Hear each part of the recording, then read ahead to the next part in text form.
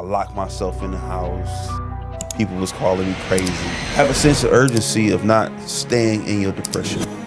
Get up and do it now. Don't stay there. So just really pushing them from where they are to where God really purposes to be.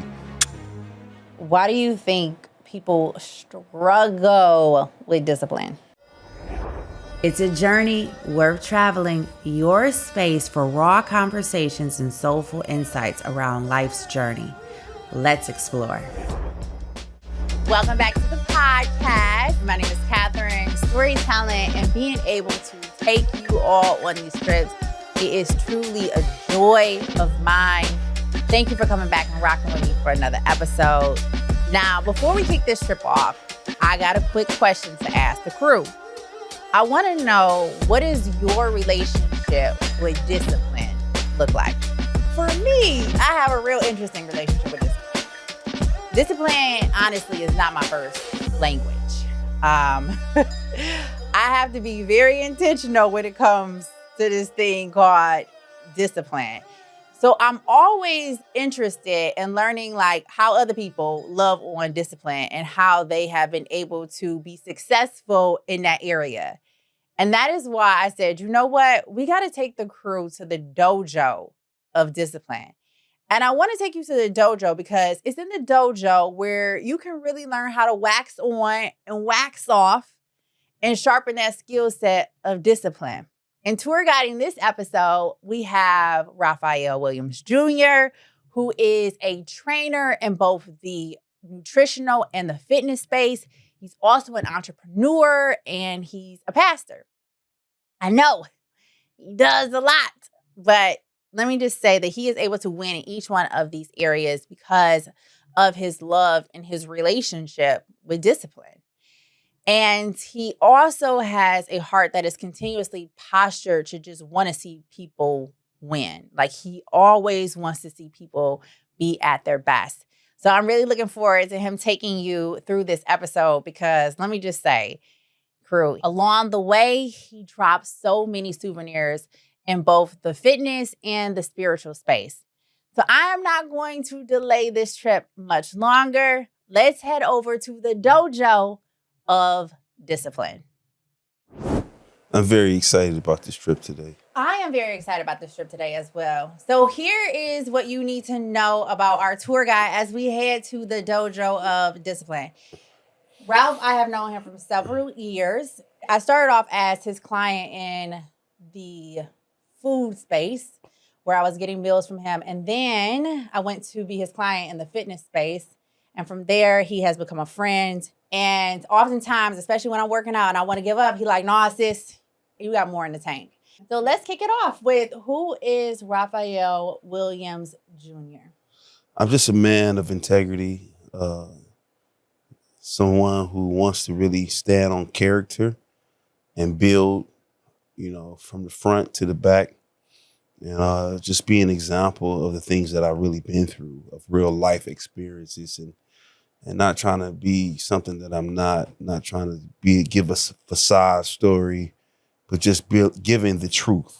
I love that. You know what I mean? The real truth of who I am, Yeah, and where I came from and the things that I had to go through to become who I am, and it get dark sometimes, but you got to go through the darkness to get to the light.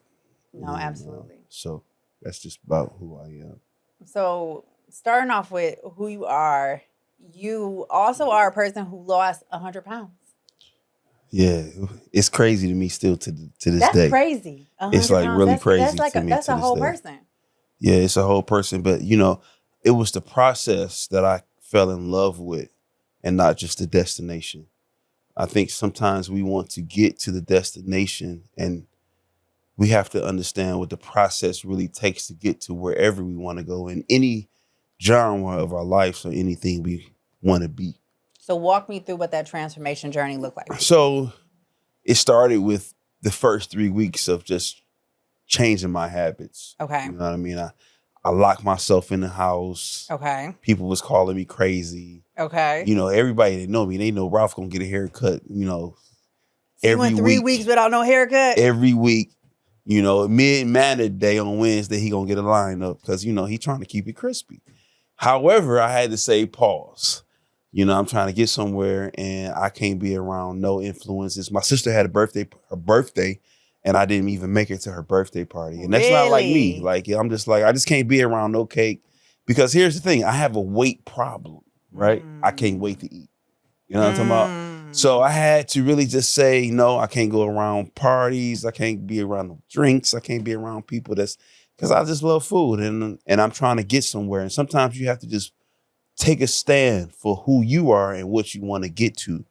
And 3 weeks, I stayed in the house. I go work out. I go in the backyard, grill my food. I was making food for myself. And I was just being as disciplined as I could because I was told in books and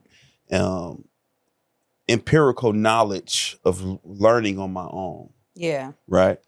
And so I was just trying to do something that was different. And I said, no, I don't want this life no more. I want a change. And sometimes to get a change, you have to go through the process of change. And we want to be changed, but we don't want to go through the process to change. And we have to go through it to get to it, right? So we have goals, but to get to the goal we must go through that change. So I stayed in the house for 3 weeks. I would go work out. That's crazy. Okay, so I wanna unpack that. But first, let me ask you, what was the thing that inspired you, that activated you to even want to start this transformation journey? I was fat, you know, and people was telling me I look good. You know what I'm talking about? And I just so you didn't like being lied to? Is that what I had saying? the personality of just, you know, that man, you know. But however, I was having a daughter who was coming in the world. Okay. And I wanted to be an example. Like, no, I don't want her seeing me like this. I want to be able to be, you know, in shape. I want to play with her. I want to be, you know, there for her. I want to be able to run with her. I want to be able to do the things that she would want. And I don't want to be unhealthy. So that was your why. That was my why. My daughter was the beginning of my why. Okay. Yeah, she was that. And so I was just like, you know, because I never thought that I would have a child. So when I'm like, oh, life just got serious. You know what I mean? Like, wow, I got to get myself together. Yeah. Let's become responsible. You know what I'm going to lock myself in the house for 3 weeks. 3 weeks, no haircut. I had an afro. They was calling me crazy and people was talking about me. But, you know, I heard it from afar because I really didn't care because I was carrying on me. Yeah. And sometimes you got to care on you and not think about what people will say. I think a lot of times, like, that's real. And I also think that's something really to hold on to, because you did something very extreme to show yourself, like, no, like, I'm really ready for this change. Yeah. Like I'm about this. Absolutely. And I think you need to be able to have that kind of mind hack to let your body know, to let your mind know, like, no, I'm really serious about this. Facts. So I need you to get behind me. Facts. And the thing is, you really have to talk to yourself. You know, your mind will tell you what you can't do, but you have to control your mind. And that's what I think a lot of people don't understand. The mind is say, I can't do this. I'm able to do this. But, you know, a Bible, the word says, you know, as a man thinketh in his heart, so is he. So you have to think that you can and think that you are able to do what you think you aren't able to do. And so me liking myself, I'm always out, you know. Yeah. I'm always on the go. I'm always trying to see what's good, what's happening, what's next. You know what I'm saying? I love having a good time. And just like I said, I have a weight problem. I love to eat. Where there's food, there's me. J. Crew, if you are enjoying this trip and you have not already, I would love for you to like and subscribe so that you never miss a trip and we can continue to grow our community. Now, back to this trip. So what did this 3 weeks look like for you? Like what goals did you obtain after the 3 weeks?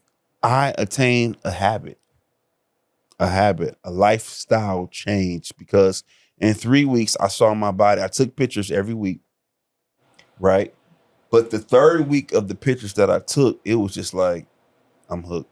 I seen the real transformation of myself in 3 weeks of just a little bit of change, just like, wow. So I'm like, you know what? Can't nobody tell me nothing. I'm hooked on it. And then not only that, my taste buds changed. You know what I mean? Because pizza was my favorite. You know, and it's the worst thing you can put in your body. when you were on this 3-week transformation, was it eating and was it working out, or were you just more focused on your eating habits? I'm gonna say it's simultaneously, because I was always working out for years. I was working out for years hard, and I was eating whatever I wanted to. Mm-hmm. So I was simultaneously still working out, but I was really focused on changing my eating now. Okay. Because I wanted to change my body for real. Because after like 4 or 5 years of just working out and eating whatever, I mean, I'm still getting KFC, bucket of 20, right, smashing, you know what I mean? I was getting strong and building a lot of strength, but it wasn't, how I wanted to look. Yeah. I was just big and strong.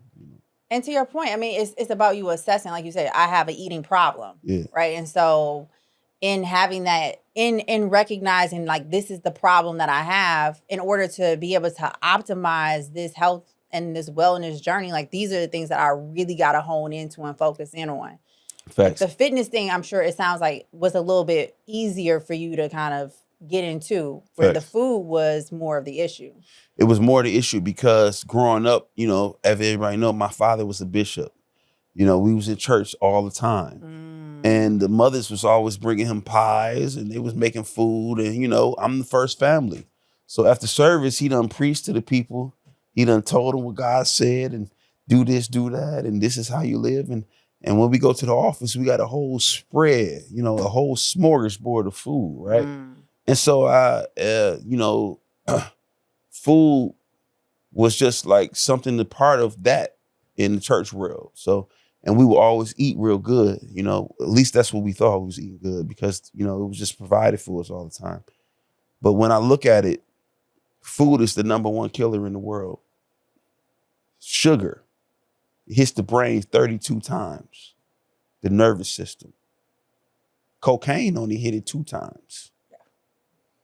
You hear me?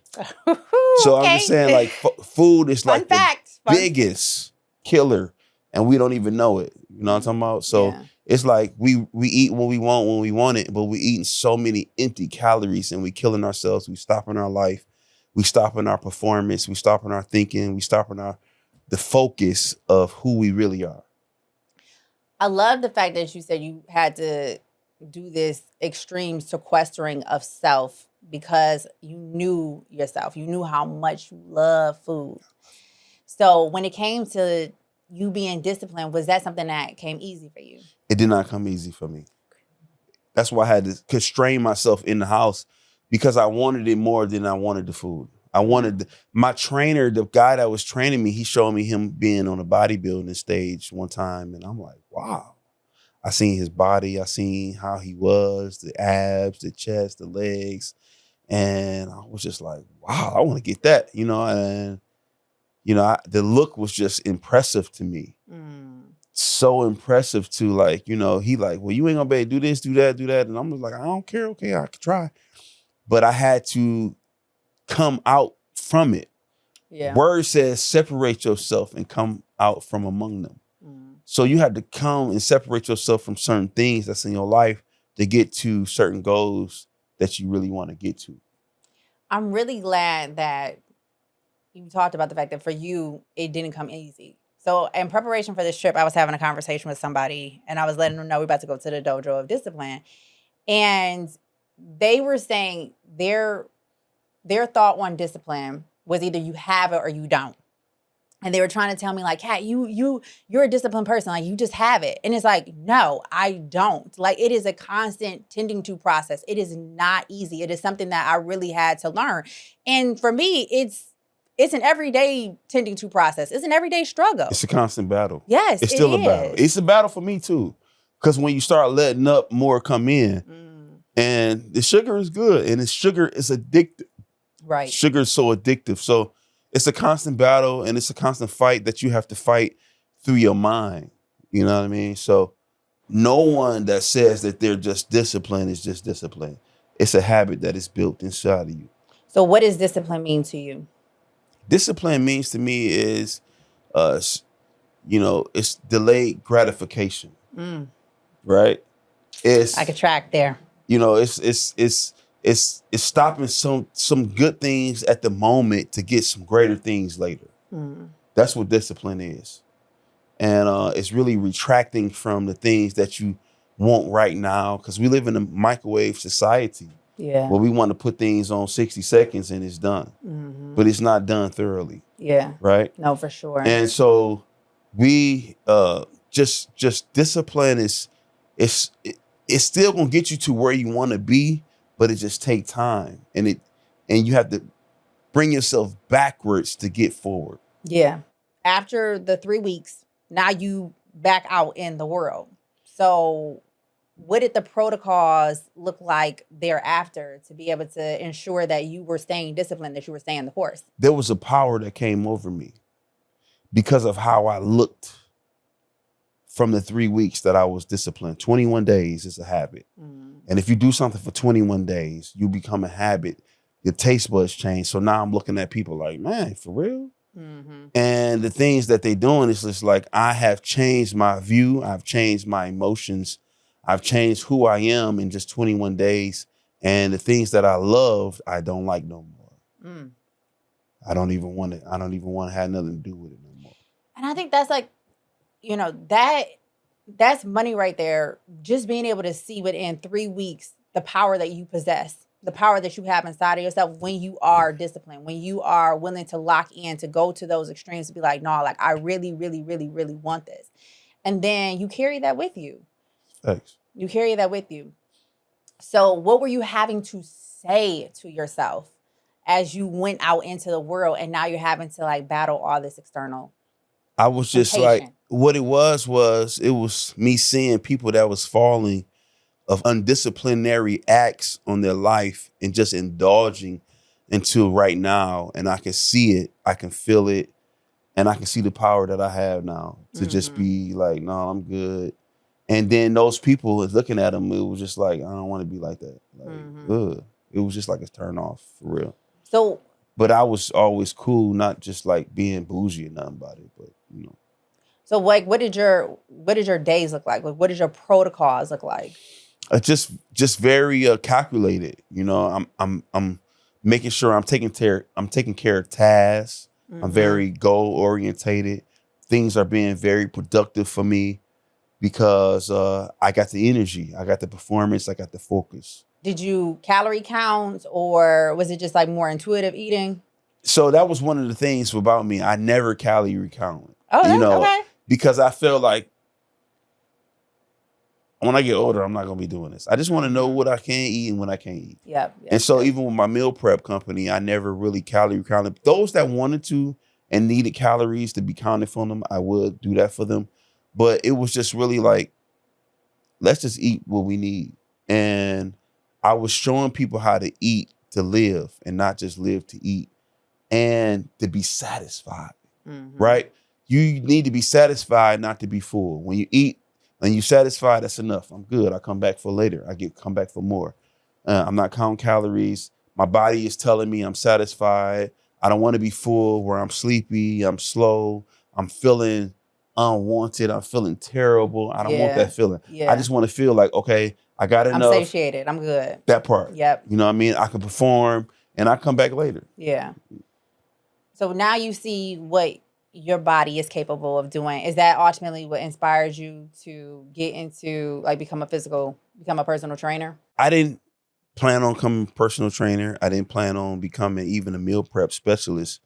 I was just really trying to focus on myself to take care of my own family. I didn't know that this was the process that God would have for me.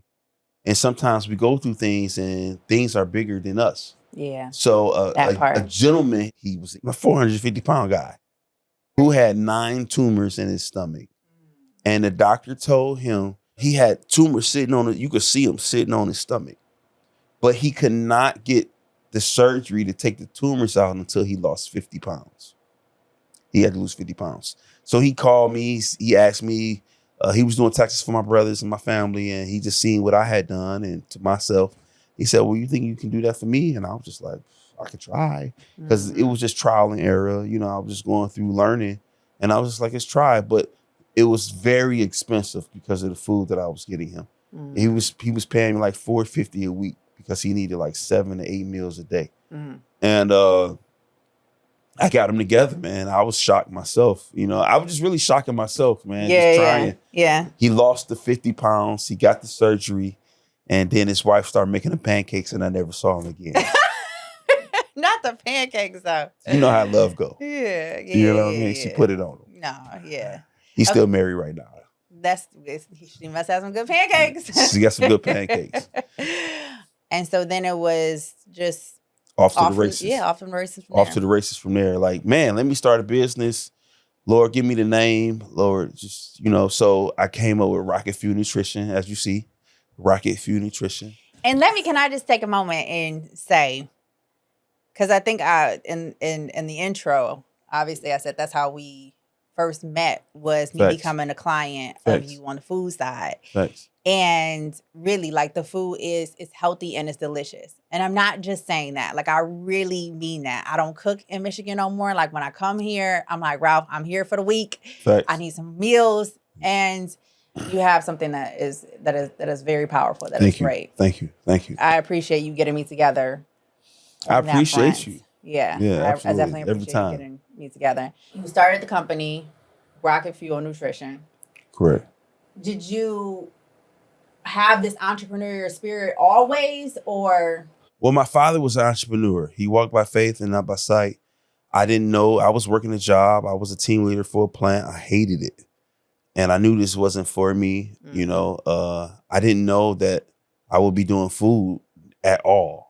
That's, man, but when your steps are ordered by God and you walking in your steps, he'll change what you're doing and he'll give you what he has for you in your purpose.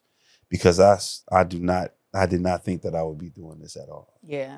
Because I was never really no cook but I'm a grill master. I love to grill. I'm a smoker. I smoke our food with cherry wood and fire so that we don't use salt, and it just gives it a taste. Okay, that's what that's it is. Incredible. It's the cherry wood. It's the cherry wood. It's the cherry wood. Here it is, because there are Okay. trees, and because it does. It has a very distinguished taste to it. Yes, for sure. Facts. But it's a good distinguished taste. Yes. And that's a great thing that's a great thing to be able to have, like, where your food don't taste like nobody else's. Because it doesn't. And so now I know it's the cherry wood. It's the cherry wood. And so the thing about smoking and cooking food with cherry wood and fire, the fire cleanses the atmosphere that it's being prepared in. And I don't know if everybody know George Foreman. He would have a grill, but the grill brings out all of the preservatives and everything that's bad for the food, and it just drops down, right? And it gives it a flavor, and it keeps it really moist and juice, so that you're not missing anything, and it's just like melts in your mouth. And so the Lord just really kind of gave me that, So, and I just been going with it. So something was downloaded into your spirit, and it's this new entrepreneurial endeavor. Like, what does the discipline look like there? So hard, because the first year I couldn't really get too many customers because the food that we were getting was like grass-fed, halal, higher end foods don't have the preservatives in it.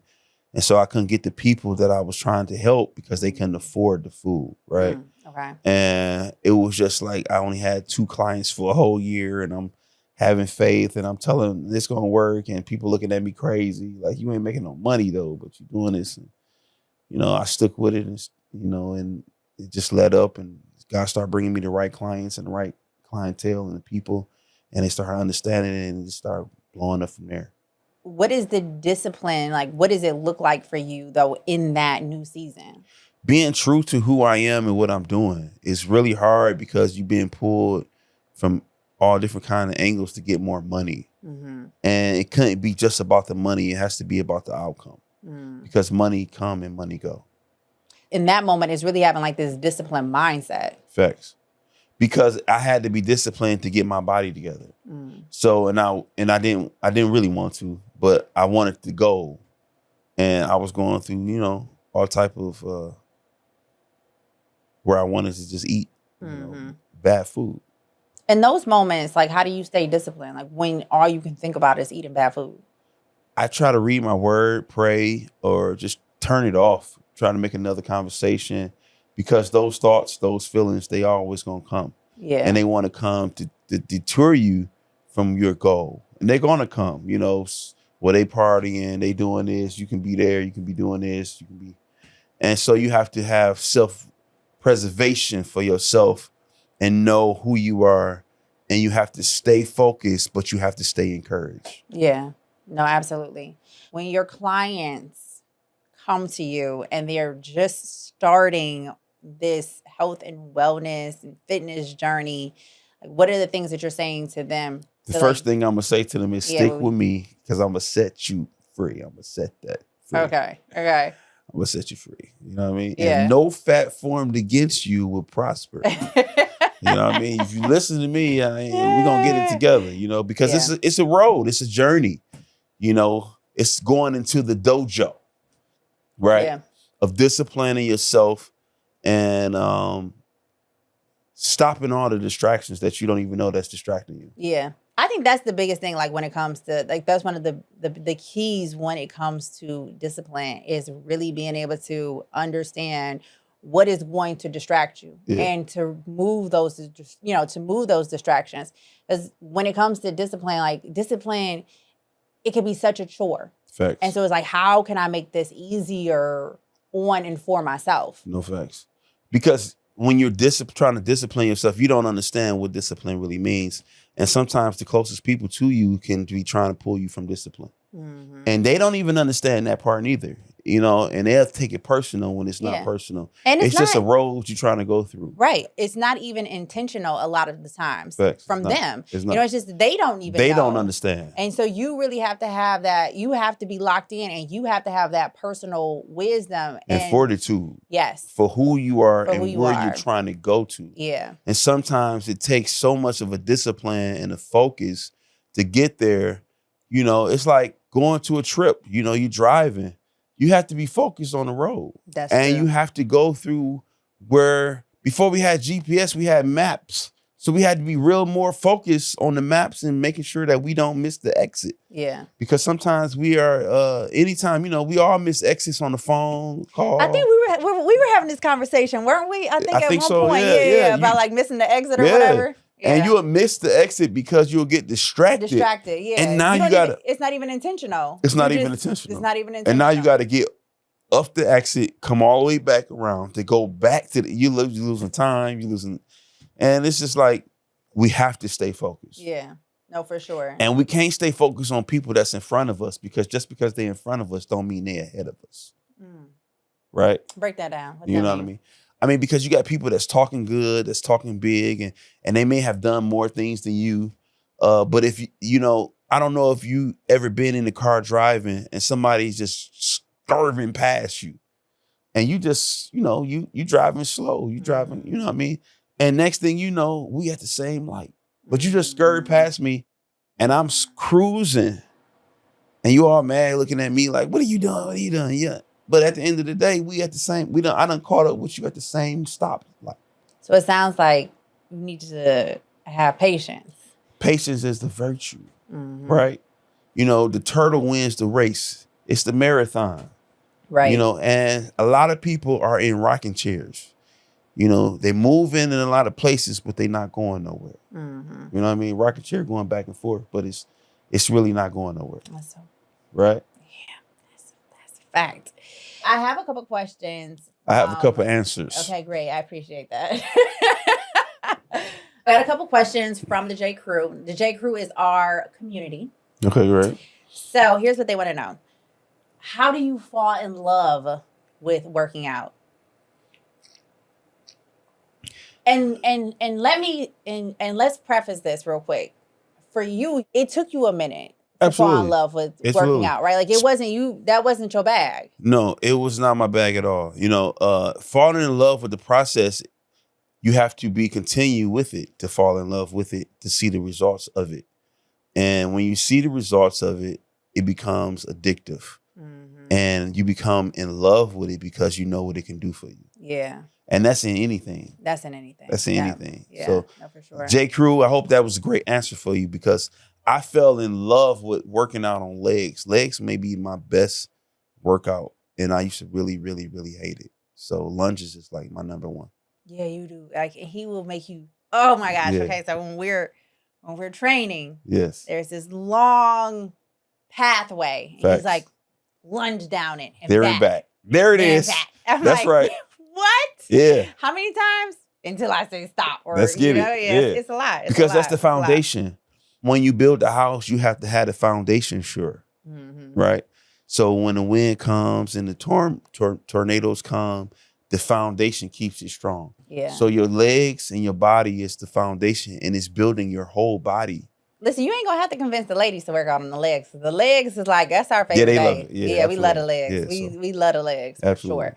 One of the other questions is, so if you go on a trip Mhm. and you're on this trip and you get derailed, how do you get back to the discipline, to the working out? So you have to have fun because, ain't no fun if the homies can't have none. However, during the fun, wherever I go, if I'm going to any place, I'm trying to find the coldest gym and the nicest gym because I want to go in there because that's a part of my life. It's a lifestyle.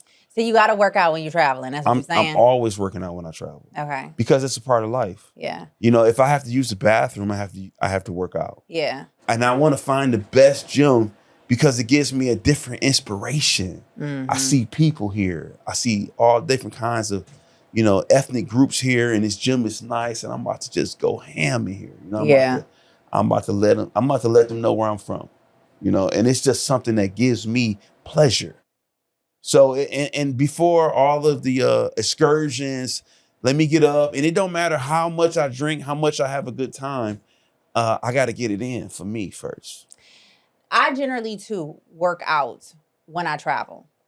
But I also wonder, like, for those who may not have necessarily like made it into, like, ingrained it into their lifestyle just yet, like sometimes you have to just like go to one extreme to be able to appreciate something else, right? Absolutely. Like we're able to appreciate Absolutely. night because we know what day looks like. Facts. And so when you're on these different trips, or even if you just get off course, it's like, okay, have your fun. Yeah, have your fun. Have your fun, indulge. But no, like when I come back home, I got to get back in the saddle. I'm getting back into it. I'm back in my I was regiment. even thinking about, like, for this person who asked the question, you about to go on this trip for however long. When you come back, like, already have your classes scheduled. Facts. Already have your athletic wear out on the bed, That part, ready. that part, So yeah. you're giving yourself that grace. So you can go, you can have fun, you can experience, the eating and the drinking and just, turning up.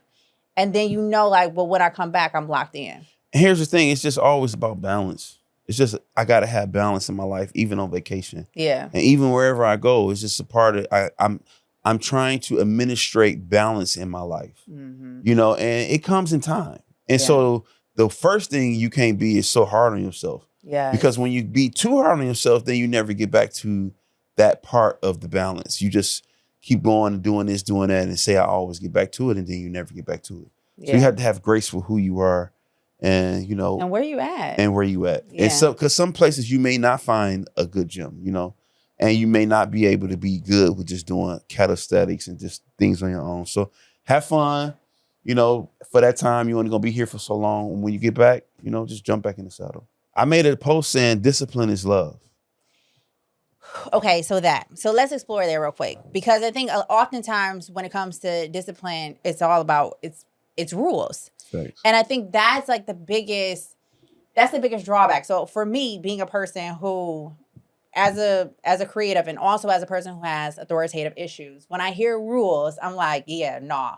That ain't for me. That ain't for me. So that's why it's always been a struggle for me to be disciplined. Yeah. Like it's always been something that I have to be very intentional about. And there was this video that Will Smith did, and he was talking about how discipline is self-love. Yeah. And I really do feel like if we change our perspective on discipline and don't look at it as like a whole bunch of rules, but really look at it as love, as self-love, then it allows for us to tap in and be more consistent with it. It's preserving us. Discipline is us consistently making good decisions. At the end of the day, it's the good decisions, because It's like, let me save this for tomorrow instead of spending it for today. Yeah. And we always going to have to work on it because the flesh is weak, but the spirit is always willing. So when we say discipline is love, for you, what does that mean to you? It means a better outcome. It means a better relationship with life and yourself. The word says, for God so loved the world that he gave his only begotten son. So love is to give. And so when you give love, in return, you get love. And people can see the love that you give. It's better to give than it is to receive, because if you're always giving, you always have, right? And if you always have the love for people to come and embrace. Yeah. And people all need love. We need love. And love is agape. It's always to be given. And it's not just a word to be said, but it's an example to be shown. I love that. I love that. So discipline is really love, So saying no to yourself for now to get a yes later. Yeah, exactly. Like you said, the delayed gratification. Definitely. The person who had mentioned that, at the end of the day, either you have it or you don't when it comes to discipline.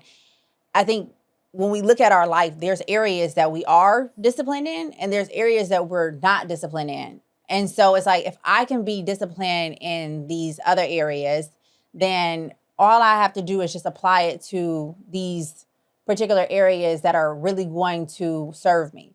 Like oftentimes, like we can be disciplined for work. We can be disciplined in our marriage. But then maybe when it comes to eating right, or when it comes to going after our purpose, we're not necessarily disciplined in. Because of the cause and effect. You know what I mean? When you're going to work, you're disciplined because the cause is I have to be here to put time in, because the effect is I'm going to get paid. Mm-hmm. So when you have a cause and effect, but you saying when you overindulging in your life of eating, you don't really see the effect later. Mm. You just know that it's a cause because I'm hungry. Mm-hmm. But you don't understand that later it's putting age and it's putting time on your body. Yeah. It's slowing you down. It's stopping your performance. It's a real hindrance that you don't see at this time, but you're not getting paid for it. Right? So, and it shouldn't be that, okay, I got to put this time in to get paid for this. This is your life. This is your temple. This is what God gave you. And we want to say, Lord, I thank you for waking me up every day, and I want to preserve what you gave me. Yeah. I want to preserve that. I love that. Why do you think people struggle with discipline? Because we're so used to having what we want, how we want it, when we want it. And sometimes people spoil us. We spoil ourselves, and we don't have discipline no more to just wait no more. And we don't have no virtue in us to be able to wait for later. And so now, because we don't practice waiting, we want to get in front of the line, right? I think a lot of times we don't even realize, like, discipline requires sacrifice. And sometimes we're not willing to make the sacrifices. But in order to be disciplined, something in you has to die. Die. Whether it's the excuses, whether it's the laziness. That's so powerful what you just said. Every time you go higher, there's something you have to leave with you, right? Because say if you was getting up and this chair got up with you, that's too much of a weight. Right. The chair got to stay there. Yeah. Right? That's true. Yeah. And I'm going to leave. And there's sometimes when you go into new heights, new levels, there's just some people you can't take with you. You can't take with you. Because it's just a weight. It's, why we going here? Why we got to do that? And it's just a weight. It's just time pause. It's just time stance. It's just, and you love them, but you have to love them from afar because you have to still get to your destiny and your purpose. What's one of the biggest sacrifices that you've had to make in order to be able to maintain your disciplined lifestyle? That's heavy. She coming with the heavy ones today. Ooh, wee. Go ahead, talk to him. What is it like? Some of the things that I really love to do and indulge myself in, sometimes when you go into the next level, you have to leave some things that you like to do alone. For sure. Some people that you really love, some people that you really, but they're still in they're in the puddle that you can't stay in no more. Ooh, right? In the puddle. Yeah, okay. and it's like we trying to get out the puddle. I'm trying to get to the ocean, and you talking deep, but you swimming in shallow water. Oh, okay. And I'm having a good time here. It's a lovely place, but I've been here. Now I want to go to something else, and they don't want to go to nothing else. They just want to sit on the couch and smoke 20 blunts for the day, right? And mess your lungs up. I'm trying to clear them. I'm trying to go somewhere different and beyond here. Been there, done that. Let's go to something different. So the biggest thing you have had to sacrifice, you would say, is the people in your life? I'm gonna say people in my life is one of the biggest things, but another biggest thing is myself and comfortability. Being comfortable with the people. That's one of the biggest things that I have to sacrifice, because you get comfortable, you get in a good place, and you want to stay there. Yeah. You want to live there because, okay, I got here, this is great for me, and I'm good here now. But no, there's more. There's a lot more. And you can't stay here because right here, it's over. So I'm gonna just tell you, for instance, I was somewhere and a guy came into the facility where I was, and he looked like he was still in 1994. Mm-hmm. He had a long t-shirt on all the way down to his calves with one of those long chains, and he was still living in that time. We in 2022, but he's still in 1994. And the times have changed. And so you have to change with the time still, because you can be so comfortable with that time that you will miss the time that you're supposed to go in. So in order to be disciplined, or in order to do discipline well, you got to get uncomfortable? It's a must. Because discipline is uncomfortability. Mm-hmm. It's getting out of your norm. It's being deviant. It's leaving. Yeah. And you always got to get uncomfortable and shake things up. Why do you think people are so unwilling to get uncomfortable? Because they're comfortable and they're good right where they are. Mm-hmm. And they made where they wanted to be, but they don't know that God got better for them and more for them. Yeah. And sometimes it takes somebody to pull them out and tell them and show them, this is where you can be. I think a lot of times when it comes to just discipline, like, we can look at it from the structural standpoint, the rules. But right now, what I'm having, the conversation I'm having to have with myself, you gotta recognize that sometimes it's beyond discipline. Like, sometimes it's really having a conversation with yourself and saying, like, are you not feeling are you not feeling worthy of this? Is that the reason why you're not disciplined in this area? And that part can be a very detrimental part to you, because of your worth and your self-worth, and the people around you don't see you worthy. And so that's why you have to get uncomfortable and get to a new people. Because, like, if I can be disciplined, like, again, going back to what I was saying earlier, if I could be disciplined in this area when it comes to my job, when it comes to, like, my marriage, but I'm not necessarily disciplined when it comes to purpose, like, you can be disciplined, so why aren't you applying it over here? Distractions. You're too distracted that you don't see. I think it's distractions, but also sometimes we're willing to do it for other people, but we're not willing to do it for ourselves. And that's not a doing great it statement. for ourselves, that's you true. have to ask yourself, so why am I not willing to do it for myself? That's true, because we don't feel like we're worthy. And those are the deeper conversations when we're seeing, like, okay, I'm not I have the ability to be disciplined, but I'm not disciplined in these other areas. Yeah. That's when we have to have some real conversations with ourselves and say, what am I saying to myself? What am I saying about myself? What am I thinking about myself? Yeah. Do I feel like I'm not worthy of pursuing this purpose, pursuing this particular opportunity or this project? And that sometimes be your own mind be playing against you. It'll play games to say you're not able to do. I remember one time I was working out and had got a new coach, and and I'm already in shape. I'm cold but he gave me a whole nother workout, and I'm like, oh my God, I can't do this. And my mind was saying, you can't do this, you can't go through this. But I'm like, shut up, mind. Yeah. You do what I tell you to do. You work for me. Because sometimes we get comfortable in our settings, and sometimes we have to change the paradigm. And we have to talk to ourselves and change ourselves and let our mind know, because the mind would be like, I can't do this. As soon as you're doing something, you'd be like, oh no, this is too much. I can't do this. But you have to talk to yourself and say, I can do all things. That's when the word really comes in, and the word makes itself plain and it makes itself alive to you, to say the word so that the word can be an affirmation to you. Because when you speak those things that are not as though they were, then the mouth trains the mind, because you have to speak it to the mind, because the mind will tell you what you can't do. Yeah. It'll try to tell you you ain't able. You look what the people was talking about you. They was talking about you about this. They was doing this about you. And then the mind will just take over and say, I'm not able to do this. And, you go into a depression. But then that's when you got to say, I can do all things through Christ. So for you, having a disciplined mindset, what has been the key? Is it my your faith, relationship? man? Yeah. My faith in God has really been the key to speak it out, to proclaim it, to will it into me. And even if it looks bad, I know that God woke me up today for purpose. And my belief in him, that is just second to none, that keeps me going, even when it don't look like we're going nowhere. And faith without work is dead. So I had the faith, but then I got to go knock on the door. I got to go ask. I got to go do the calls. I got to go put the work in so that those opportunities can open up for me.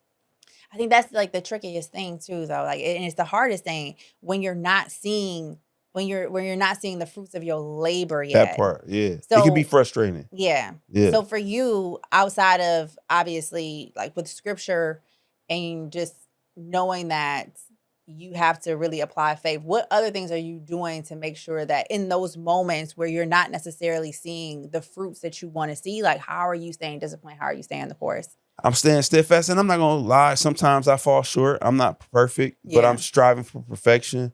I fall off the horse sometimes and just go into a little clutch, but I pull myself back up, and get back into it, because it just happens to all of us.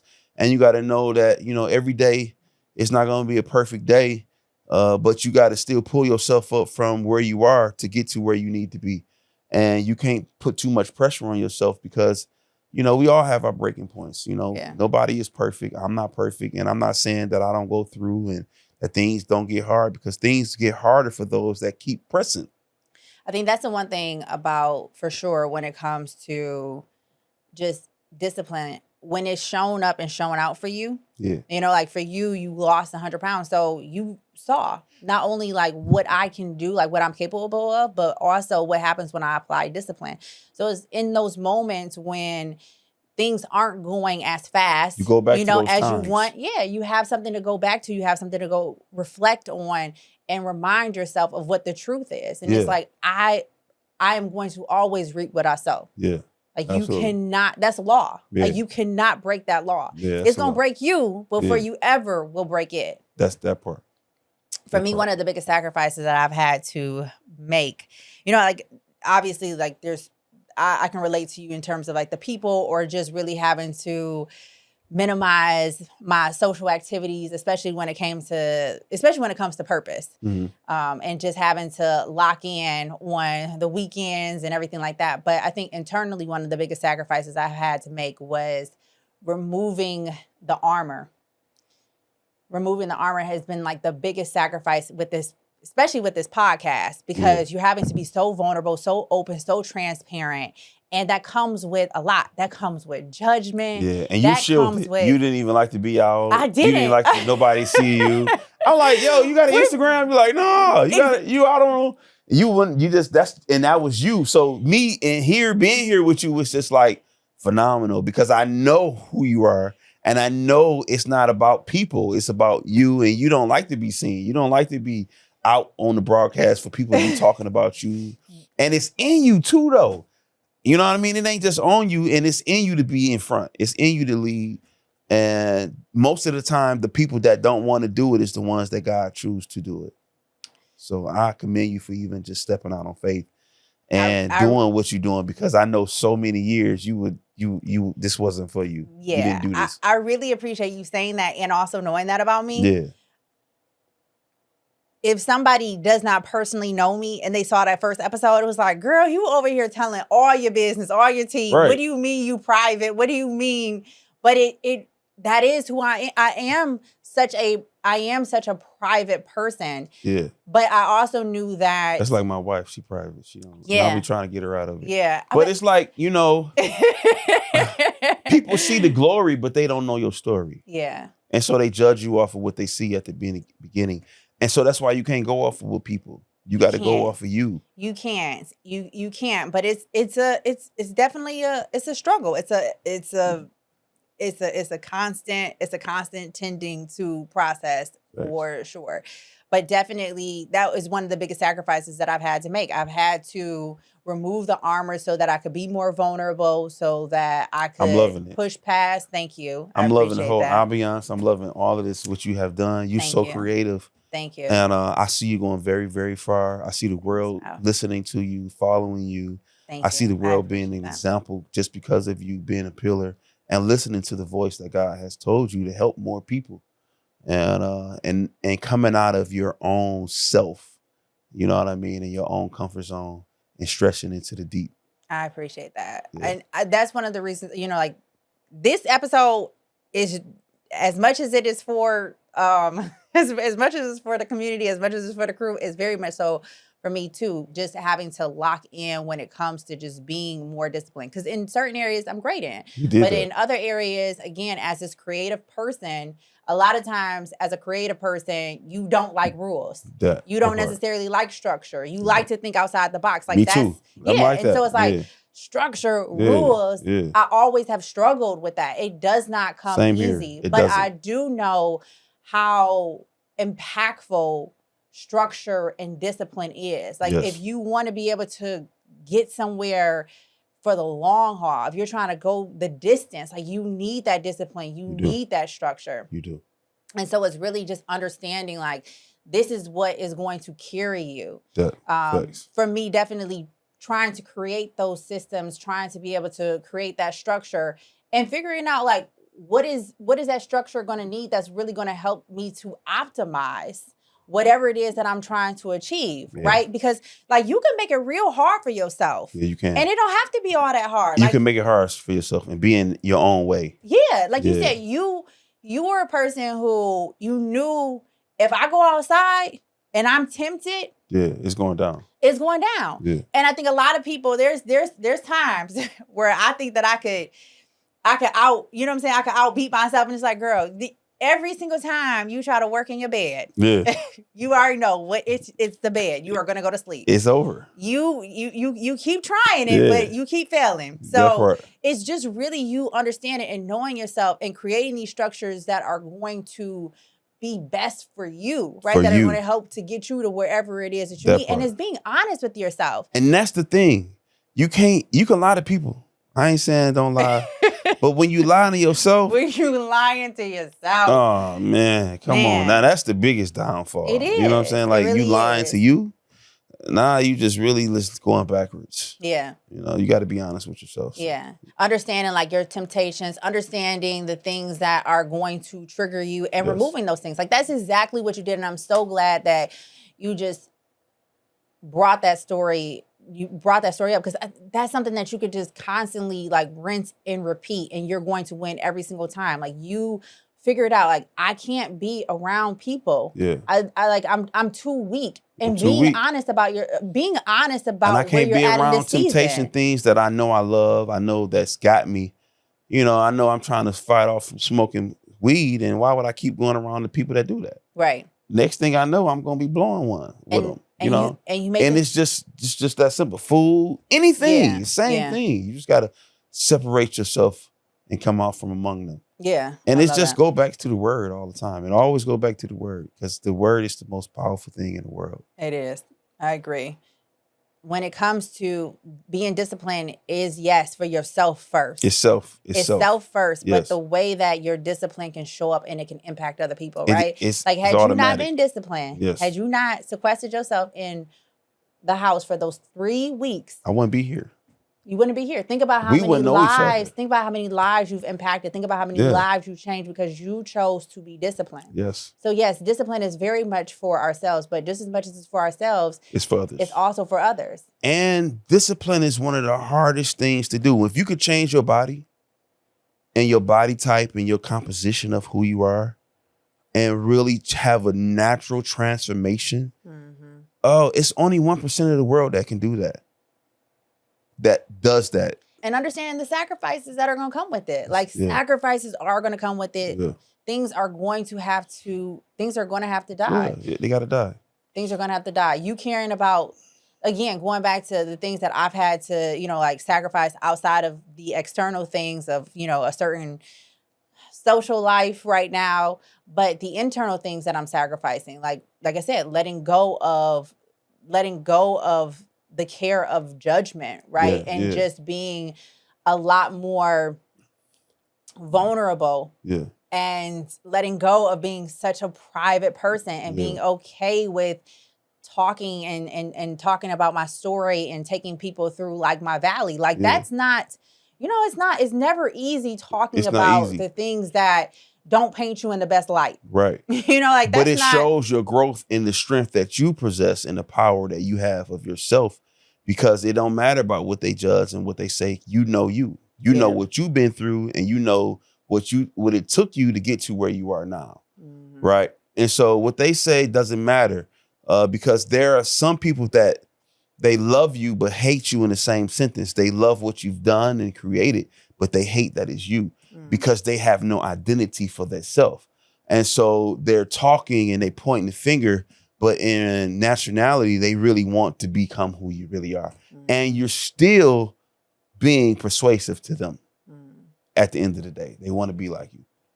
How important is it to understand your identity? It's so important to understand your identity, because when you really understand who you are and your purpose of what God has you here for, no one else can take that from you. Yeah. And now you become a person of excellence, right? Because you're not looking for validation from people. Now you're free. You're free to speak your mind, speak how you feel, and not worry about what's going to come back, but still have an answer for those that do have something to say, because there's always going to be somebody that got something to say. It's always going to be somebody that got something to say. But to your point, that's one of the key things to be able to stay disciplined is having a compelling why. Yeah. And the reason why you exist, the reason why God put you on this earth is absolutely like one of the most compelling whys. And so it'll allow for you to stay disciplined. That's that why your daughter being born, that was the thing that really activated you to become disciplined, to be willing to sequester yourself for 3 weeks. Like you need that compelling why in order to be able to stay disciplined and maintain the course. Because when it gets hard, and it is going to get hard, you have to go back to that why. Like, why am I doing this? Yeah. Like, why am I doing that? Yeah. Why am I doing this? You have to constantly just re-emphasize and reiterate that to yourself. Yeah. And sometimes your whys can change later. That's true. Your whys can change from other things to even better things that you need to do. So because that's coming out of more discomfort. Yes. That is so true. I think when I first started working out, my why is totally different from at the beginning, from where it is at now. Yeah. For me, you want to look good, you want to be in shape and everything like that, right? Genetically, I know what I am predisposed to. Yeah. And it is obesity. Like Same here. I can't be out. Yeah. It's in my blood.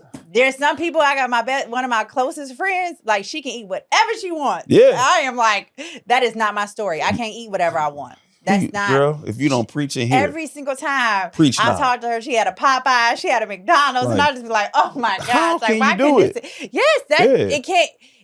That's not my story. Not mine either. Shoot, soon as I get it, it's blow. Yeah. So in knowing that, I was like, all right, Kat, like you need to start at a younger age so that you can get the taste for it, that you can get the appetite for it.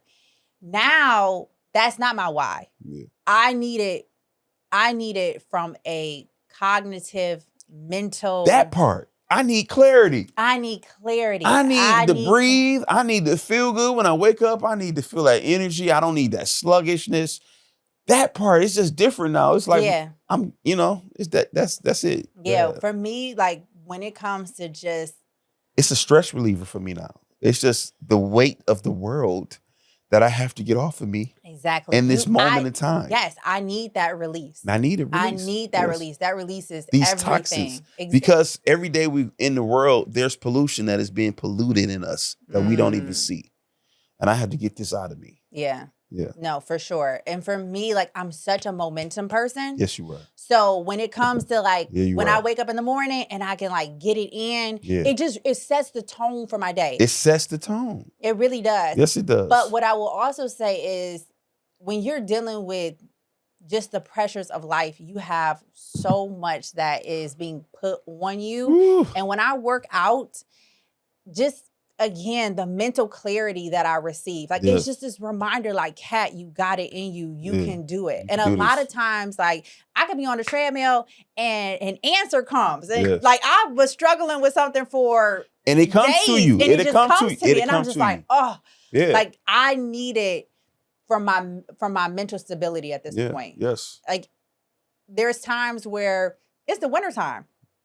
I'm not going to be wearing no bathing suit for another 4 months. Right. You know, like I could care less about how my body looks. Facts. But when it comes to where my mind is at, where the heaviness of the thoughts that are happening, like it's like I have to get up because I need to be able to release that. I need to be able to have that. Because it get clogged.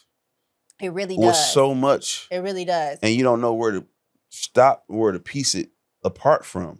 And so I'm not mad at people when you start working out. Yeah. And you are looking for the physical results. You're looking for your body to be. Everybody got to start somewhere. Exactly. But I think the thing that you should really hold on to is how is this mentally making me feel? Yeah. Now, maybe in a moment when you're doing them squats. Yeah. But when have you ever left the gym? Maybe discomfort. When have you ever left the gym and said, I just wish I didn't come here today? Exactly. Has that ever happened to you? Never. Like never. Never. Like I ever. may be like, whoo, you're going to have to come pick me up off this floor. Yeah. You know, because like, I got it in today. Done, it's like, you never leave here and be like, I regret coming today. Not ever. Like you would go to a restaurant and say, I'm never going there again. You know what I mean? And you go to a spot and say, I'm never going there again. But when you go to the gym, I don't care if it's a hole in the wall. Yeah. You're not saying I'm mad I came here. Right. No, for sure. For sure. Absolutely. I totally track with you. I've never walked out of the gym, not one time, and said that I'm always proud of myself. Because the gym means get your money. Yeah. And you hold on to that. That's the thing with anything. It's not just the gym.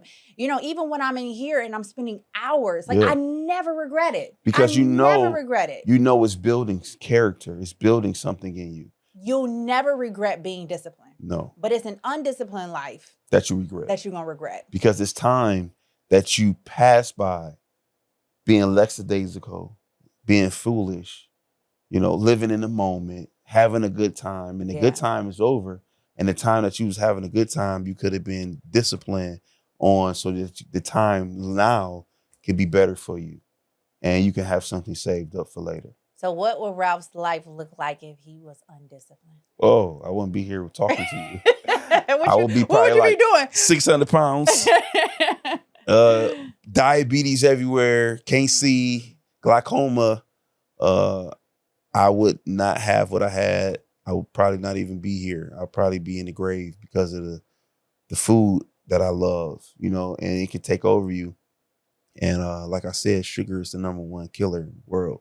It hit the brain 32 times, the nervous system. That's crazy. And see those are the things you gotta like. So when I go down, like because I am like when it comes to sugar, like I'm not a big candy person, but when it comes to like desserts, don't tip me with a good time. I'm not gonna, that is definitely an area of weakness for me. But I think when you know those facts, you remind yourself. You remind like, things. No, like this is too. You hold on to those facts, to those truths, and you remind yourself. Yeah. Sugar is the #1 killer in the world. So obesity. Have you completely like removed sugar from your entire lifestyle? No. No, Okay. I have not. I will be a lie to say I have, but I do it in balance, and because there's good sugars and then there's bad sugars. Okay, let's talk about that. So what does that balance look like for you? That balance is just less is more, just a little at a time. I'll probably go once or 2 times a month. Having an indulge or get like from the ice cream truck. My kids may want to get some ice cream and we'll get some, but it's not all the time. It's just it's if we did something and it was strange, we done worked out, we done burnt a bunch of calories, and we're gonna treat ourselves, not cheat ourselves. Is that delayed gratification? Like I That know that part. I didn't Delayed. I didn't worked for this and I deserve it. And a lot of times after you eat it, and see, this is where You feel horrible. Yeah, and so I get checked on this often by like one of my girlfriends. She was like, "You need to stop doing that. Like just enjoy it. Like stop talking." And you want to enjoy it, but it's not a part of you no more. That's true. And sometimes you try to, and sometimes it's just distasteful. Yeah. It's distasteful. But it's like if you're going to do it, don't feel, Don't be bad about it, because you're not doing it all the time. Yeah, or don't always feel like you don't want to feel guilty. You don't want to. It's no guilt on there because you're not overindulging in it. Yeah. It's just something you did and it may not taste like you used to taste no more because you don't have the effect that you strung out on it no more. Yeah. You know what I mean? So it's like, oh, that's not good. Enjoy it, but no, like, okay, well, obviously. Here's the thing though, sometimes you just can't enjoy certain stuff that is just really killing you. That part. It's just in the brain, in the mind, and in you, until you just keep going back into it. That's why the word says, forgetting those things which are behind you and pressing towards those things which are before you. You know what I mean? So some things you just have to forget and leave alone. You know what I mean? Because that's a part of discipline. That's a part of the sacrifice. It's a part of it. That's a part of the sacrifice. And people don't understand that until they get to where you are, And when they get to those miles of achieving, climbing a mountain, because you got to know that God has you. And it was a scenario where, I don't know if you ever mountain climbed or climbed a mountain. When you start climbing, they put these things on you and they just want you to go up just far enough and they tell you to let yourself go because, a couple of feet off the ground is different than 50,000 feet off the ground, right? But if you get off the ground and you let go and it catch you and the people that's holding the thing down, you're like, okay, I'm good. So the further you go up, you getting more discipline and more strength to go higher, right? Because you got to go high. There's too many people at the bottom already. You know what I mean? And it's for us to go up and higher. The bottom is crowded. Let's get to the top. Let's go to the mountain. You know what I mean? And really, really see what really life has to offer to us and do some things that we never done before. And it takes discipline to do that and get there. And the people that are at the top have the greatest level of discipline. They had the greatest level of discipline. And they're seeing things that we have never saw before. Right? And we want to live life to see life and see what God has for us. Yeah. What he has made for us. This life is big. It's great. It's abundant. And to get there, sometimes we have to say no. What do you think is one of the biggest misconceptions about discipline? That it's bad for you. That people are trying to keep you in bondage. That people are trying to make you a slave or trying to tell you that, they're better than you. And it's not, word says who he loves, he chastises. So he chasing. He just wants you to be better. We want you to be better. And sometimes love comes in a different form. And it's like, stop doing that because I really love you. So, you're going to keep seeing your child just keep getting bigger and bigger and bigger. Or you're going to say, no, you can't eat that no more. Yeah. And I think that is one of the biggest things, like you said, that is bad for you. But because discipline, depending on how you were raised, can be so triggering for people, they're like, oh, because I don't get discipline away. Get discipline away from me. In school, these kids will talk about you so bad that they'll make you depressed and it'll be hard in your life. And, they don't lie to you. You fat girl, you fat boy, you this, you that. And at a young age, we have to really, be over our children and really help them and let them and put it in them. And the word says, train a child in the way they should go. And when they get older, they won't depart from it. Yeah. So if we really showing them how to eat right, how to not just giving them McDonald's and empty calories and food that's going to give them sugary and diabetes and not be able to have focus. And now they just getting all big and out of shape and people talking about them. And we wondering why they getting in fights and people don't like them and they don't like themselves.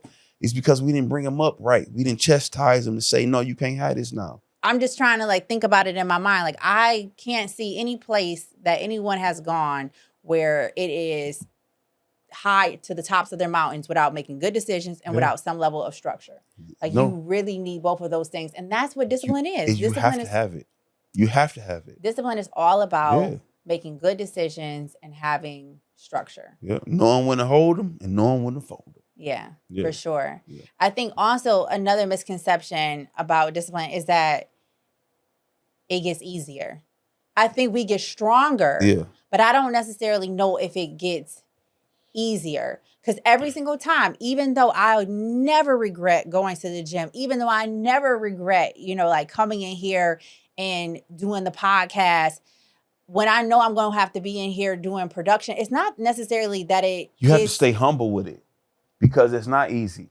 It's not. But after you've been there before, you'll be like, I can do this, but it's still hard. When you at certain levels. Yeah, as much as you love leg day. Yeah. Like as much as you love leg day, does it get easier for you? Well, it get easier for me, but sometimes it's hard days to get myself up to do it. That's why the word says 2 is better than 1, because if one falls, there's another to pick him up. Mm. Sometimes we need like-minded individuals around us to push us, right? Michael Jordan was one of the greatest players in the NBA, but he needed field. He needed a team. He needs somebody to push him to his greatness too. He still couldn't do it by himself. Even though he was the greatest player, he exemplified greatness and he made other people around him great. But at the same time, he needed people around him to help him become and stay great. Yeah. We need each other. We do. We need each other because there are times where it get gray and we don't want to do it. We don't want to go. We want to say no. That goes back to understanding what it is you need. Like, what is going to allow for you to maintain the discipline? What does that structure ultimately look like for you? Like, there are certain times where I'm like, yeah, I know in this season I need a trainer. Yeah. And I know in this season I have to meal prep. Yeah, because I don't want to think about what I need to be working on, what I need to be doing. Exactly. I know I'm going to have to, I'm in a season where I need to lock in and do fitness classes because I don't have it to just do it by myself. It's understanding like what it is that you need or who you need in order to be able to be disciplined in this and season. Navigating through that. Yes. And really executing to that point. And not always putting all on you, because that's how you become, unbearable to can't do it, and then you just don't do nothing. Yeah. One of the misconceptions I think when it comes to discipline is that there's not going to be any resistance.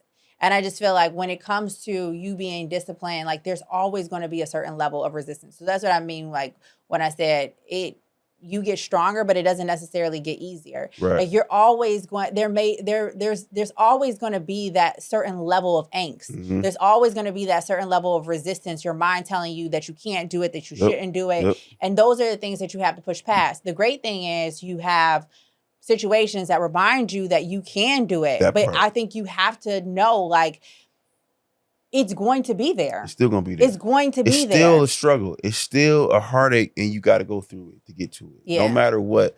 No matter how many times you've been here before. I done been on the stage of bodybuilding a lot of times, and every time it's still very hard to do that diet. It's hard to stick to it. It's very hard. Yeah. It doesn't matter, and it's a humbling experience. So, and then here's the other part. You have to stay in the rhythm. Mm. When you get out of a rhythm of something, it's hard to get back in it. Yeah. Right? I can just say, like, when a drummer is playing and we dance and then we shot, but as soon as he roll or he come out his pocket and out his beat, and we off beat now. We got to stay in that rhythm. We in that rhythm. And we doing it. But as soon as we come out there, it's hard to get back in that rhythm. It's hard to get back to meal prepping. It's hard to going back to the gym. It's hard to saying, I got to put this together, do that together. So sometimes you don't want to come out of certain rhythms in life. I get that. And that's why I said, like, for me, like, I'm a huge momentum person. Yeah. So I get that. Like, if I don't smash it in the beginning of the day in my mornings. Yeah. It's not happening because too much in your life has to happen. And I can't retract to go back to the gym. You're playing catch up all day. You're playing catch up all day. For you being an entrepreneur in this season, like, what does discipline look like for you? How is it showing up for you? It's showing up for me to stay on my course, stay on the things that I wrote down and checking off the tasks that I wrote down every day and writing a vision and making it plain to me first and not to nobody else, you know, and just going through that and saying, did I hit this? Did I do that? That's my discipline now, especially making sure that I write what I do and do what I write and stand true to that and everything else to come on. Because sometimes you have to write it to see it, to do it. Right? I love that. Yes. Yeah. Sometimes you have to write it to see it, to do it. And here's the part. I would never be the person to write it. I will always tell everybody to do that. Because it was in me so much. And then until I started really just start writing it and I started seeing it unfold really in my life. It really started happening. So then that's when I go back to the word when it says write the vision and make it plain. No, I agree. It is something so powerful about setting those intentions. Yeah.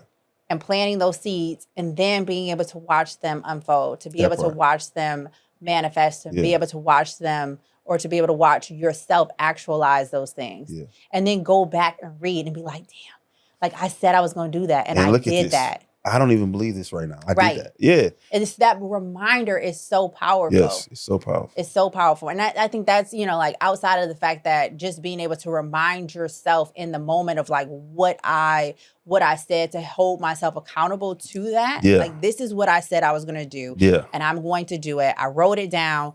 But then once you accomplish it, to be able to go back and be even more just wowed by your capabilities and your power. And then you have that to hold on to as you continue on. Yeah. How is discipline showing up as a husband and as a father?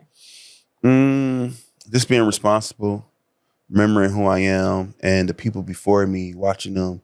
My father really showed that discipline to me, and I'm grateful for that. And so even with that, that's favor. So right now we're in a world where everybody is tripping about Bronny James and, you know, him being drafted and they saying it's because it's nepotism, a new word that they brought out. And it's saying because of his father. But this is what we need. We need people before us to be able to bring us up and to show us the way and have our backs. So I'm sorry for those that didn't have that person. But we're glad for those that do have it so that they can show us the role model of how to be that. And so I had a father who showed me how to be a role model for the family, keep the family together. Before he deceased, God bless his soul, he was the greatest man. And I didn't really know as great as he is until he has left. Sorry to say, because I wasn't paying attention and I wasn't as disciplined to understand the things he really went through. Now that I'm sitting in the seat that he was in, to see how strong he really, really was. And I'm just like, wow, he's very strong, stronger than I ever thought that he was. And so having that, it helps me be responsible for to be the husband that I should be and the father that I need to be to my children. And so I go back to that and say, if he did it and he got this much and I haven't even touched the piece of that yet, you know what I mean? And I'm doing these things. So it helps me keep myself in alignment to be responsible to my wife, to my children, and my community to build more and become better. And if I didn't have that right now, I couldn't even answer you right now. But thanks be to God, I did have that. Yeah. To your point, and I'm not a parent, but I'm going to speak from what I believe my parents would want for me, and I'm sure what your parents have always wanted for you. They want you to go further than they ever have. And so with all of the failures and the challenges that they had, if that allows for you to advance yourself because you've learned from them, then you know that those sacrifices, you know that discipline, you know that those valleys they know that they weren't in vain. My children should be able to be rewarded off of my discipline. After my discipline. That's correct. That's right. They should have a great inheritance because of what I was disciplined and sacrificed for them. Exactly. So that they don't have to go through some of the things that I have to go through. Right. They have to go through their own battles, but not the battles that I have. Exactly. Because I won those for them. How is discipline showing up in your spiritual life? So every morning, God just wakes me up, and He is giving me the discipline because I asked for it. They said, if you want wisdom, ask for it. If you want knowledge, ask for it, and He'll give it to you. And so it's just a phase, I think, sometimes, because now it's just like I want more. I want to know more. I want to know more of His word. I want to know more of Him. And I don't want to be religious about it. I don't want to be into a religious group to put walls up on my spirituality and say what I can and cannot do. And I'm just there with it. And it's like, I'm not putting judgmental on people because He didn't put judgmental on me.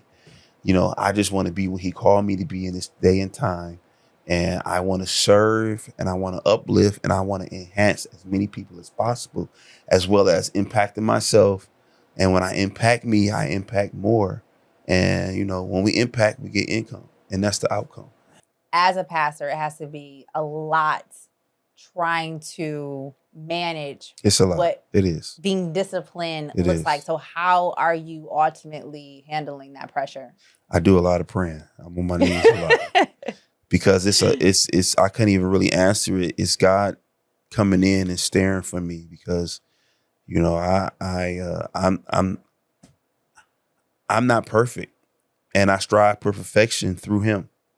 And to have discipline with so many genre of people and so many opinions of people, you have to really trust in God to be able to get an answer to them when it's to come, and to be able to lead them in the right way. It's really hard though. And sometimes, you know, you want to run from it, but you can't run because that's not who you are. You know, you got to run through it so that He can take you to it. And He always gives you the answer at the end of the day. And not try to get frustrated with your flesh and yourself, but know that it's a spiritual thing, because word says we wrestle not against flesh and blood, but against principalities, wickednesses that is in high places, things that's over us. Yeah. And so when you give it back to God, then He'll handle it for you. What are some areas that you want to get better at when it comes to your discipline? Just deciphering certain levels of where I need to be when I need to be there, and knowing when to say no. That part, not always trying to say I can do this, I can do that, I can do that. And I need to know, like, no, I can't do this. I can't do that. We have to go there to do this. And just really that word no, just saying no, because sometimes I can become an enabler. And that's not what because now when you always saying yes, they're always coming to you. And not trying to figure it out on their own because you always had an answer to them. But really teaching them how to fish and not giving them the fish. So discipline is learning how to say no. Yes. Yes. Discipline is learning how to say no. Especially the ones that you really love and care for. Yeah. Discipline is learning how to say no to others and no to yourself. Yes. Yes. And letting God deal certain things out for them, and not you trying to get in the way of that to help, because you can mess it up. Yeah. Yeah. No, absolutely. You know, and I'm going through a lot of that right now, like trying to figure out certain attitudes, dispositions, and certain people. And because people have their own opinions of how they want things to be done. And especially people that know you and they feel like, you know, they know who you are and they don't understand the changes that have come on you. They still want to keep you in that same box. Yeah. No, I agree. I think for me, like discipline very much so is really learning how to prioritize yourself. You know, prioritize the yeses, prioritize the nos, so that ultimately those yeses and those nos are working for you instead of against you. And putting things in the right place where, you know, it's not personal. Because we take a lot of things personal, and we got to keep certain things business. Yeah. And myself, I take business and make it personal for myself, and then put this personal burden on me that is messing up the business. Yeah. It's messing up things that we don't need to put personalized on you because they're wrong. And because you have so much love for them and so much that you want to see them prosper that you're not telling them the correct information at that moment, and you're not giving them tough love and saying, pause. I can't do it. I can't be a part of this. That's something that I'm working on, like personally, just not taking things so personal, like not taking it on, and also understanding like where other people are at in their life, right? I think it's so important to have like that discernment and understanding like this.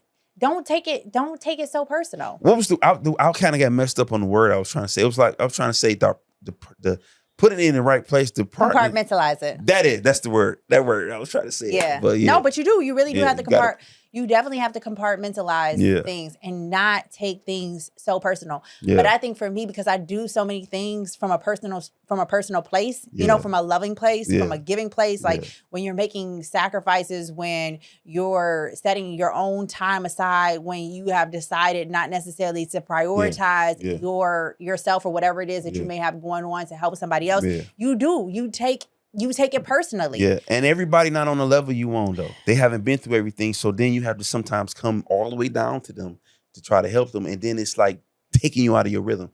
And even him on the cross, he said, Father, forgive them, for they know not what they do. There are some people that just don't even know what they doing, yo. Yeah, and they don't even understand it. They got the heart to try to please, but they just not on the level of where you are. Yeah. And it's frustrating because you done got personal with them because of the love you have for them. But at the end of the day, it's still business, and you got to tell them who IS is. You got to tell them, man. You got to tell them. What is this is incorrect. You are wrong. This is how it needs to be. Yeah. I got that from my pop. He would always say that when he was speaking. So what is it? I'm going to tell him how it IS is. How it IS is. Because that's what it is, right? That's so what it is. It's like, you know, and sometimes we run from telling people the straight up facts because we don't want to hurt them. We don't want to hurt their feelings. We don't. And it's just, you know, I have another thing. It's just say what you mean what you say, but don't say it mean. Because we get personal and we start saying things mean out of anger. But we mean good, we mean well, and they don't take it well, right? So you want them to take it that they run with it and listen, and not take it that, oh, you trying to be better than me. It's say what you mean what you say, but don't say it mean. I love that. I love that. I do really try to, I try to make that my situation, my set when I'm speaking with people, because you want them to receive it well. Like you don't want it to fall on deaf ears. You don't. And we're not perfect, so sometimes we're still perfecting ourselves. You know, because sometimes people that take you hot, they get you hot, and you just blow it off. Yeah. And sometimes they need to hear your anger. They do. They need to hear it. Yes. And then we go back and apologize. Listen, that came out the wrong way. Yeah. But I still meant what I was saying.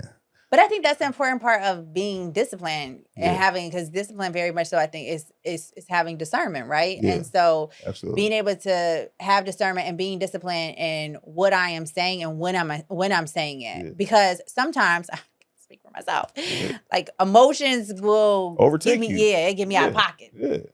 And so it's being disciplined about those emotions, being disciplined about the timing of something. Is this the right time for you to have that conversation with somebody? Because I personally don't want to just say it to say it. I want them to be able to receive it. Correct. You want them to receive it. Yeah, they may not. And that's why the word says there's a time and place for everything. It's a time to laugh. It's a time to cry. Yeah. It's a time to live. It's a time to die. You know what I mean? It's just always a time. And we want to be searching for the right time. And we may not get it all right all the time, but we're striving for perfection. So how are you consistently sharpening that sword of discipline? I'm talking to wisdom.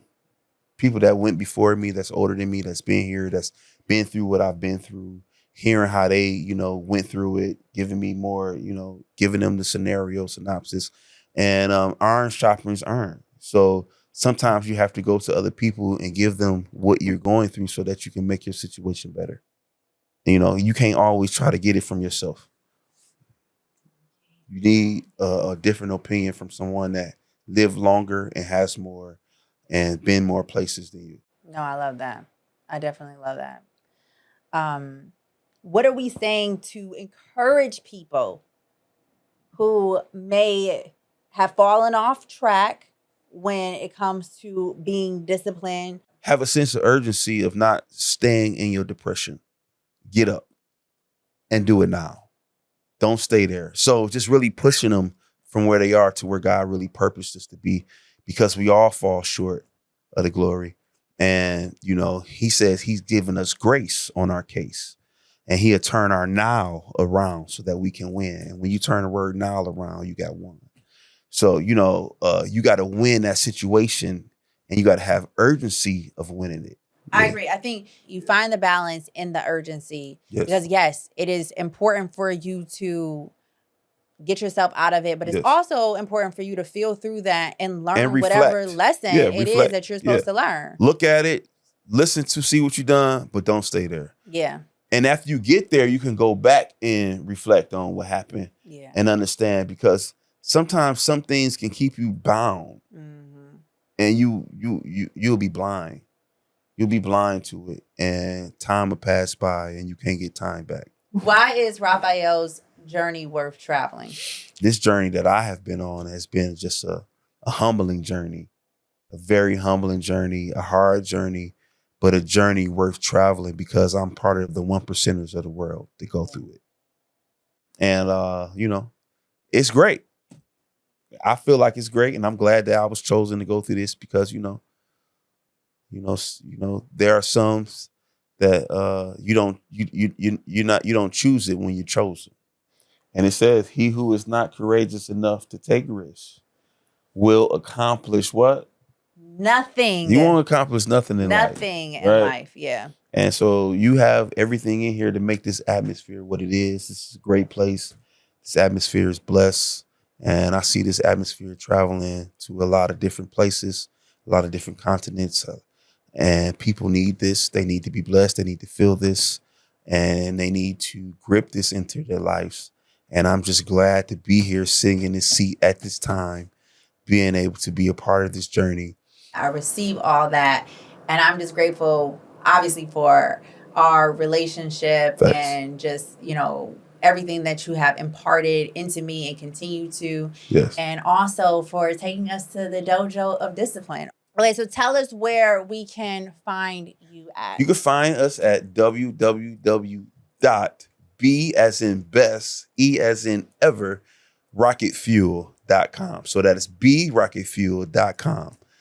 You can find me there. That's my website. You can email me, as well as Raphael Williams Jr. at Gmail. And we're always open for invitations, and we want to be a part of whatever you have that's in bettering and imparting life.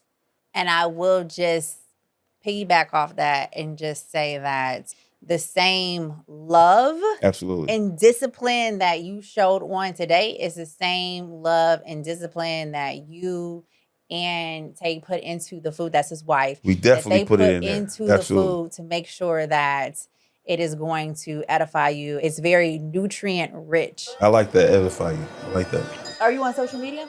I am. You can follow me on Raphael Williams Jr., King Priest. Did you change yours? It was always. Okay. It used to be Rafi Boy, but okay. You know, when I was a child, I spake as a child, but when I became a man, I put away childish things. So no more Ralphie Boy. It's Raphael Williams Jr. Love it. I mean, the King Priest. And you follow me, and I'll follow you back, and go somewhere. Let's get it. Well, thank you again for taking us to the Dojo of Discipline. Thank you for having us here. We're so elated to be here in this space and be able to occupy this time. It was an exciting trip. I appreciate you so much. Thank you. Peace. Bless your heart and all your parts. Thank you so much. Thank you.